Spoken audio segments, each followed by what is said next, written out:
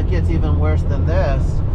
I guess, like, you know, I'm like 100 miles from Erie. You know, I just kind of want to maybe try to get there for the night and then figure it out tomorrow, because in these conditions, freezing